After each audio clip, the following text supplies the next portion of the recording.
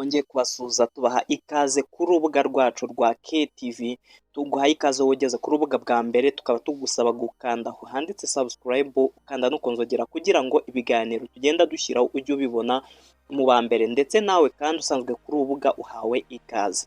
Tugiye kurebera hamwe rero amakuru arimo aravugwa ku bijyanye n'abantu bamaze guhitanwa n'amasasu ari kurasirwa hariya Igoma, aho ni mu gihugu cy'abaturanyi cya Repubulika Iharanira Demokarasi ya Kongo, aho ku munsi w'ejo ku itariki ya 27 ukwezi n'ukwa mbere bari abantu 5, ariko kuri ubu imibare igenda igaragara cyangwa se igenda yiyongera.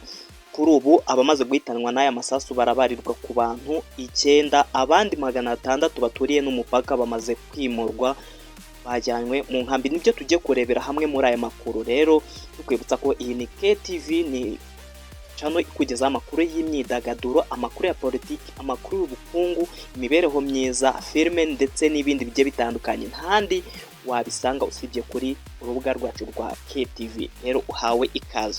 Nk'uko umuvugizi wungirije wa guverinoma y'u Rwanda Mukurarinda Alain yatangaje ko abanyarwanda bahitanwe n'amasasu yarashwe mu karere ka Rubavu n'ingabo za Repubulika Iharanira Demokarasi ya Kongo FARDC n'imitwe bifatanyije bamaze kuba 9, mu gihe abandi barenga 600 batuye ahegereye umupaka bajyanywe mu nkambi iri i Nyabihu.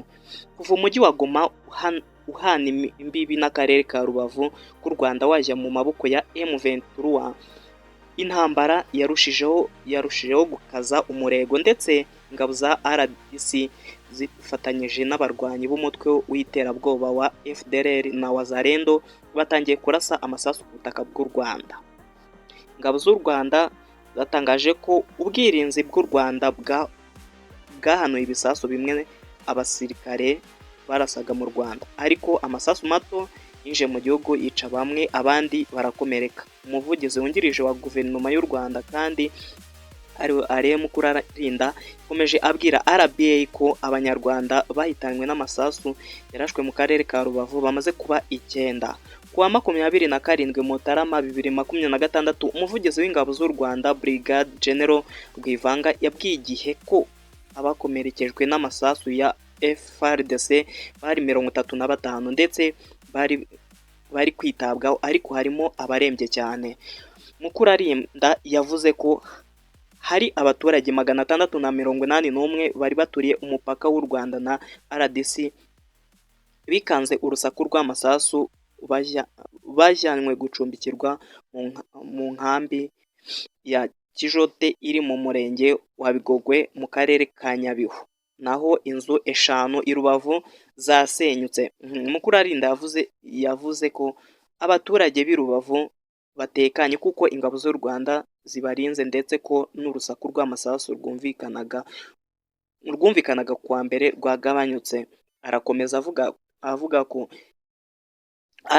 nyomoza amakuru yakwirakwijwe ku mbuga nkoranyambaga avuga ko abasirikare ba FARDC binjiye mu Rwanda barasa bafata ibice bimwe na bimwe. Ati abanyarwanda batari hano i Rubavu babonye ku mbuga nkoranyambaga ko ingabo za FARDC na FDLR na Wazalendo zinjiye ku mupaka w'u Rwanda zirawurenga, zikaba ziri kurasa aho hose. Hakaba hari ibyasenyutse n'inzu zahiye, ngo hari n'inzu ubuyobozi bukoreramo zafashwe. Ibyo ni ibiri ku mbuga nkoranyambaga gusa, ariko abantu bashyire umutima hamwe ko umutekano urarinzwe. Nta musirikare wo hakurya waba wa FARDC cyangwa se wa Wazalendo cyangwa wa FDLR wigeze uva hakurya ngo yinjire ku mupaka w'u Rwanda aje arwana. Abo mwabonye ni abashyize imbunda hasi, ni abamanitse amaboko, kandi bafatiwe n'abasirikare b'u Rwanda, nibo bazi uko babyitwaramo. Mukurarinda kandi yongeyeho ko u Rwanda rwakomeje kwakira impunzi ziturutse i Goma no kuzifasha kubona aho zerekeza. Magingo aya u Rwanda rumaze kwakira impunzi zirenga 1200 z'abanyekongo bahise bajyanwa mu nkambi y'agateganyo ya Rugerero.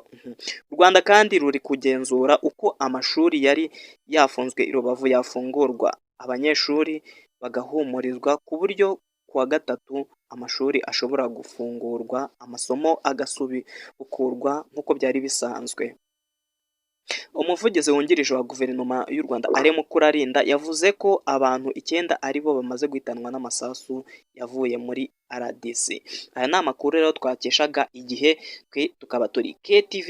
Aya makuru turakomeza tuyabahereze nk'uko bisanzwe, njye ubagezaho amakuru nkaba nitwa Nathan. Mukomeze kugubwa neza aho muherereye hose.